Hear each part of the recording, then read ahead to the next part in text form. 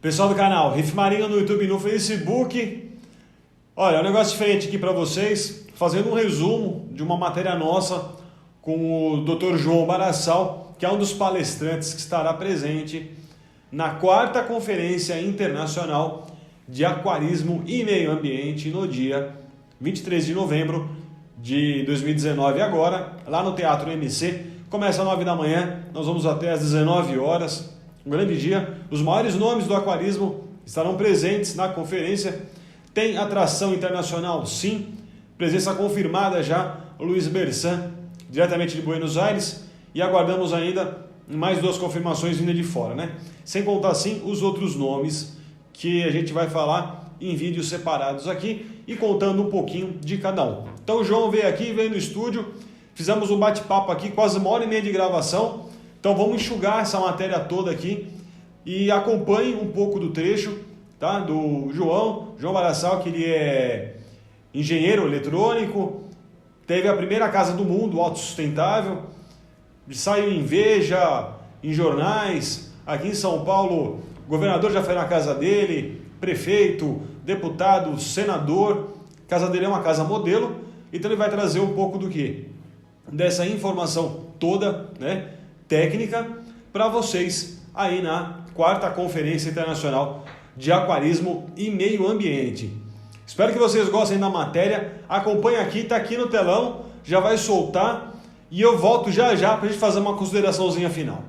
Então, produção, enfia aí, vamos embora, vamos assistir a palestra. Palestra não, o bate-papo aqui do João Barassal, que vai dar uma palestra para vocês na 4ª Conferência. Pessoal do canal Riff Marinho no YouTube e no Facebook, do meu lado, João Barassal Neto. Prazer em recebê-lo aqui. Muito obrigado. Eu que agradeço. Ele que agradece, ele é um dos palestrantes da 4ª Conferência Internacional de Aquarismo e Meio Ambiente. Que tema que você vai falar lá?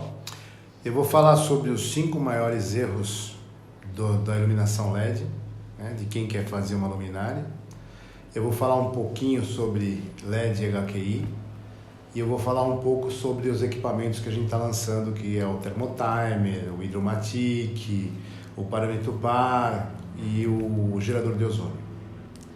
Então, para você que é aquarista, está com um problema aí, você fez a sua luminária, né? Luminária LED não funciona, a coral derrete, o coral está morrendo. O João vai dar uma palhinha do que pode estar acontecendo aí no seu aquário, num desses principais erros aí que o aquarista tem, a utilização de lâmpada LED, de lâmpada HQ. Vamos lá, João, vamos dar uma força pessoal então, adiantar um pouquinho o assunto. Bom, eu acho assim, os principais erros que a turma comete é não saber calcular as lentes dos LEDs, porque assim, qual é o diferencial do LED em comparação com uma lâmpada HQI? Os dois funcionam, ponto pacífico. A lâmpada HQI funciona tão bem quanto o LED funciona também. Só que eles são diferentes na concepção, né? A lâmpada HQI, 60% dela é calor, 40% é luz. Então você está gastando muita energia, entendeu? Para gerar calor e pouca luz. O LED já não. Ele tem 80% de eficiência, então ele gera 80% dele é luz, 20% dele é calor. Ele não irradia calor, né? Ele não produz calor, ele irradia por trás, porque ele esquenta para produzir luz, né? Vida útil de uma lâmpada HQI e de um LED? Olha, a lâmpada HQI, ela vai dar aí 8, 10 mil horas, entendeu? O LED são 50 mil horas. 50 mil horas, considerando que o aquário fica ligado 8 horas... Daí vai dar o quê? Uns 10 anos, mais ou menos? 50 mil horas, se fosse ininterrupto, são 11 anos. 11 anos, ininterrupto. Sem desligar, dia e noite. Então divide aí essas 50 mil horas por 8, tá? Vai dar o quê? 40 anos, mais ou menos? Então. Porque existe uma coisa que eu não sei quem foi que falou, LED queima. Não, o LED não queima. O LED não foi feito para queimar. Tá? Por que ele queima? Porque ele é utilizado errado. Né? Então, se você utiliza o LED de forma errada, você não calcula o driver corretamente. Então, o que normalmente a pessoa faz? Coloca um resistor, coloca 3 LEDs em série e liga numa fonte de tensão. fonte de tensão não regula a corrente. E quando você não regula a corrente, o LED, quanto mais ele aquece, mais corrente ele puxa. Uma fonte de tensão entrega corrente, de sobra. Então, existe um negócio, um processo que vai acontecer chamado avalanche térmica. Quanto mais ele esquenta, mais ele consome corrente. Quanto mais ele consome corrente, mais ele esquenta, e assim ele vai. E ele vai esquentando cada vez mais. E aquele dissipador que você calculou de uma forma incorreta não vai dar conta de dissipar aquele calor. E o que vai acontecer? Vai acontecer com isso que o LED começa a degradar. Aí ele começa a perder vida útil. Por isso, quando você compra uma lâmpada novinha na Santa Ifigênia, e você liga ela acende maravilhosa, você fala, nossa, que luz fantástica. Uma semana depois, aquilo... Já está começando a ficar fraco, né? Começa a ficar fraco, não tem mais luz. Por quê? Porque alumínio é caro. Então, o que os fabricantes da China fazem? Eles colocam um LED de altíssima potência num dissipador que não tem eficiência de dissipar. Quando você liga, ele acende maravilhosamente bem. E depois o que acontece? Ele começa a cozinhar, ele vai perdendo luz, vai ficando fraco, e aí nessa de ele ficar fraco, ele começa a perder eficiência, entendeu? E aí daqui a pouco começa a piscar, aquela coisa toda. Faz um vagalume, né? Exatamente. Porque não tem dissipador, né? E agora você está falando em dissipador. Você, aquarista aí, fez a sua luminária em LED com régua de pedreiro. Vamos ver a opinião do João aqui. Régua de pedreiro está sim o top 10 da gambiarra, né? Como é que funciona isso? Olha, eu já vi de tudo com régua de pedreiro. Já vi uns projetos... Menos na obra, né? Menos na obra, né? Porque já vi gente que joga água dentro da régua do pedreiro, então pega a bomba de recalque, joga água dentro da régua de pedreiro e sai do outro lado. Chile, projeto de Chile. Você aquece a água, né, e esfria o LED. É um negócio muito maluco. Outros põem ventilador, abre um buraco em cima e sai ar para todo lado. O grande problema da régua de pedreiro, Tamid, é o seguinte: se você pegar um dissipador mesmo, você vai ver que a base dele tem 5 milímetros, 6 até 10 milímetros. E depois vem as aletas em cima. Por que ele tem uma base tão grossa? Porque ele precisa de massa para você poder fazer com que aquele calor que o LED está gerando, ele consiga se irradiar para a periferia do LED. Se você não tem massa, você tem uma espessura muito fina, como é na régua de pedreiro, que deve ter ali uns 2 milímetros e pouco, 2,8, nem isso, deve ter no máximo 2 milímetros. Você não tem massa para aquela temperatura se irradiar para a periferia do LED. Então o que acontece? Ele vai ficar muito quente no meio e frio nas bordas.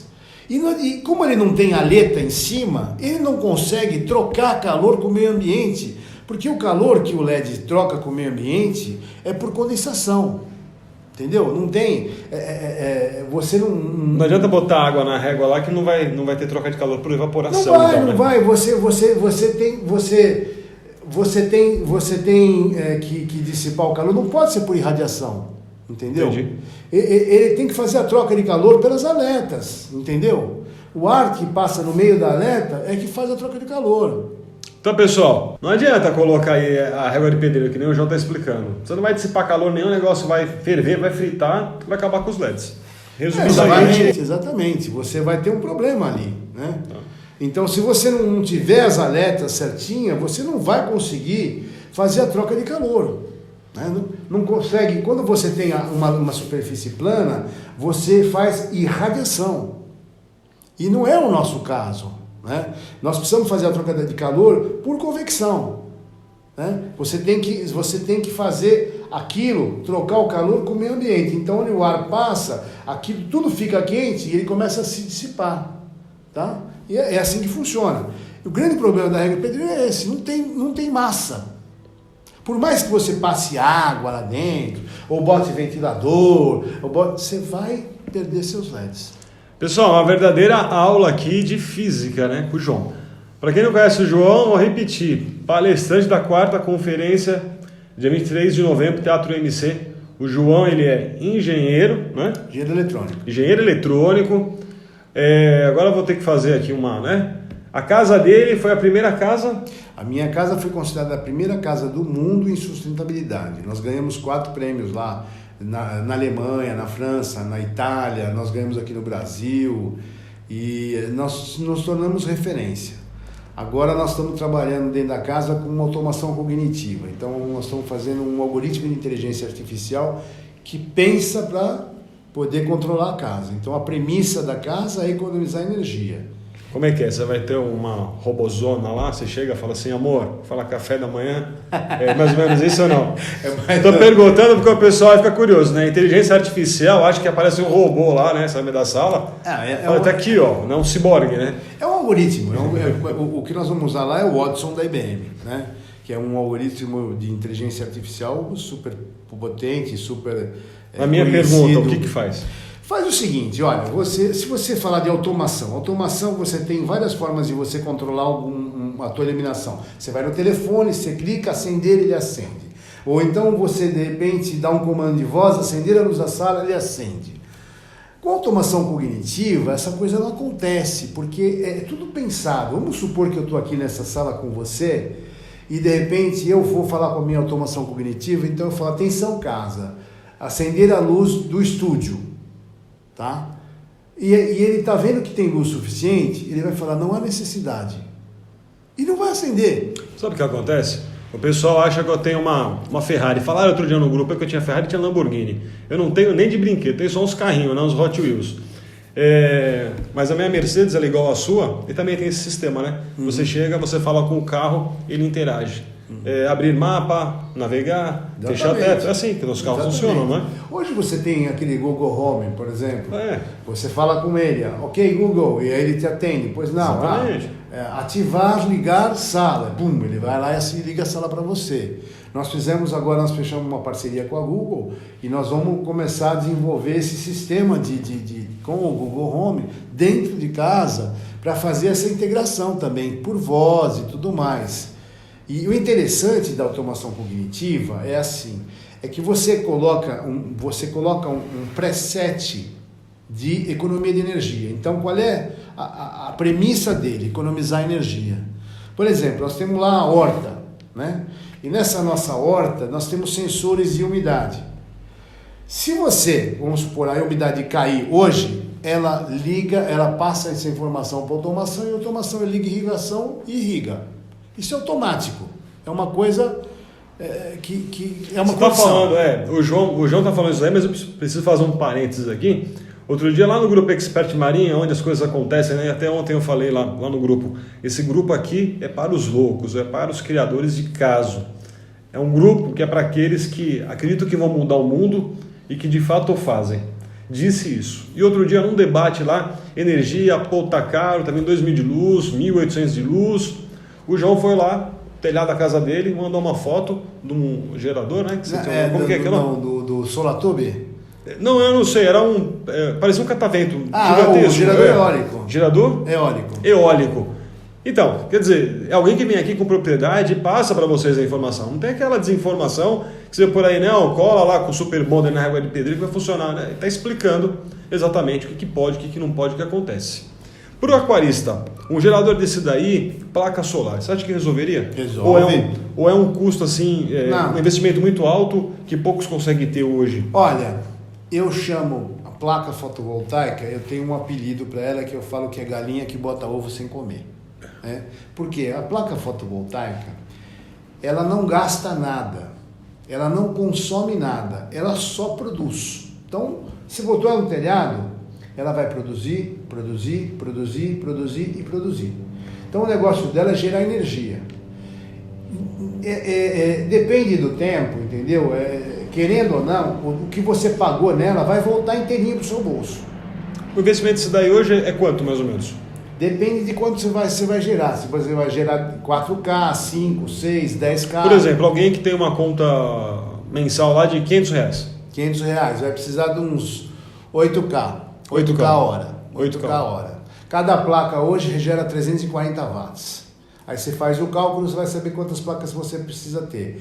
Você precisa saber se a sua casa está na posição correta, voltada para o norte, porque é onde você tem maior eficiência. Existem dois tipos de ligação, on-grid ou off-grid. Se você ligar on-grid, você vai usar um inversor que vai estar sincronizado com a rede e você está gerando, vendendo, tá? Então você gera, tudo que você gera, você vende para a Eletropaulo dentro de uma resolução chamada 482, que se chama regime de troca. Eu fui o primeiro a entrar na 482. Era isso que eu ia falar agora. Atenção, Eletropaulo, quando ele conseguiu isso, foi lá falar, ninguém sabia da informação, né, que você contou? Não sabia. Não sabia nem o que era. Demorou 9 meses para mim fazer minha homologação. Um parto, gente. Porque eles não queriam homologar. Eles sabiam que uma vez homologada a minha, o resto veria como copy and pastes em cima da minha homologação, todo mundo ia copiar aquilo lá e fazer, entendeu? E demorou 9 meses, até que de repente teve que sair, porque eu falei, olha, eu vou para televisão e vou falar que vocês não lançam não soltam a minha homologação. E aí soltaram, né? Então, é assim, você tem que entender... Só para perguntar. Então, só para finalizar, pessoal. Então, eu vou precisar dessas placas. Quanto que eu gastaria no investimento desse daí hoje, mais ou menos?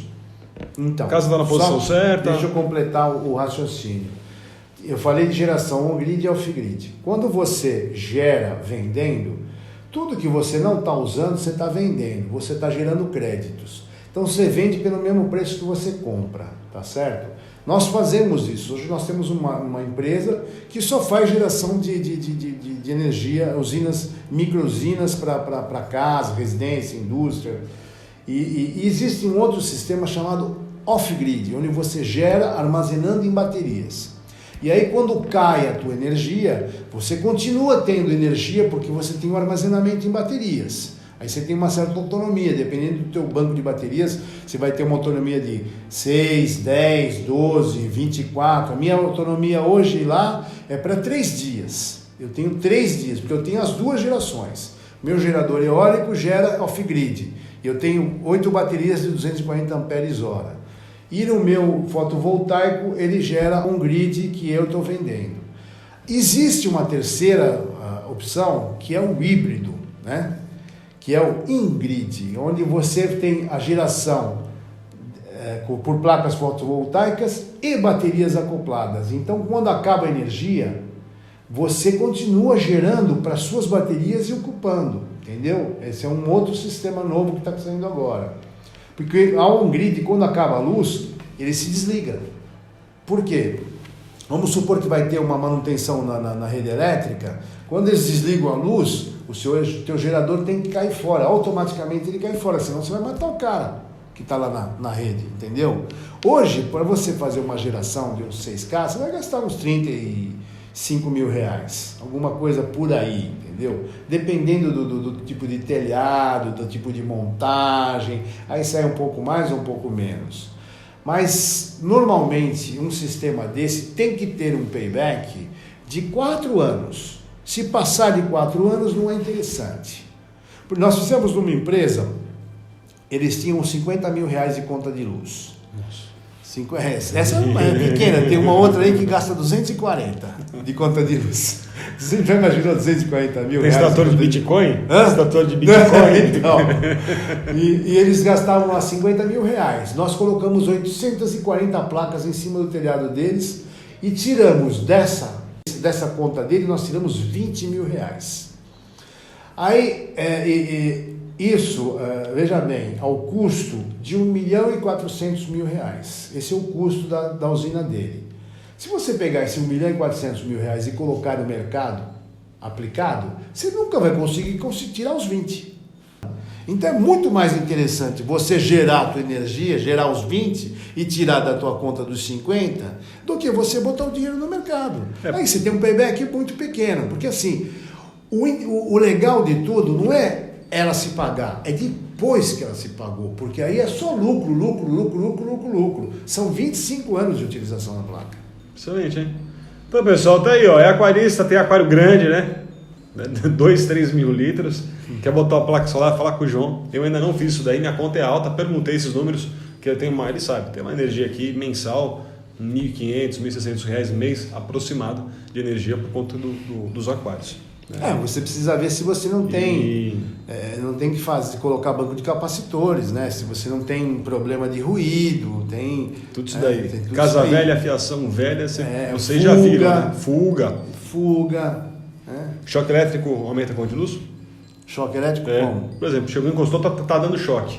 Isso daí Fuga. aumentaria? Isso é fuga. Então tá tomando choque aí, você também é aquarista, tomou choque, verifica o que o João falou. Fuga. É fuga. Então, pessoal, essa daí foi o bate-papo aqui com o João Barassal, né? Então, vocês reparam, alguém que fala com propriedade. Nossos palestrantes são técnicos e são, assim, muito bons nas coisas que eles fazem.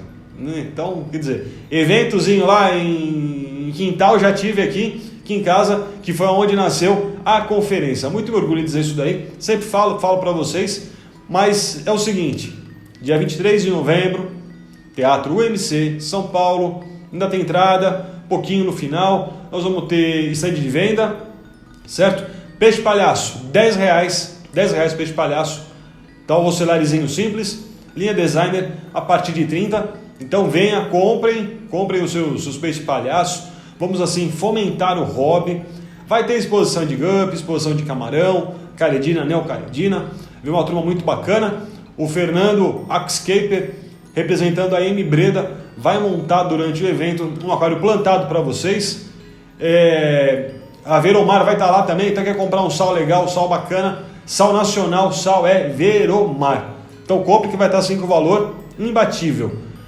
E espero que vocês aproveitem o dia, curtam, porque é um evento que está assim já consolidado no calendário aí brasileiro, no calendário do aquarismo, porque afinal de contas estamos na 4ª Conferência Internacional de Aquarismo e Meio Ambiente e vocês sabem, né? Todo novembro nós temos esse evento aí.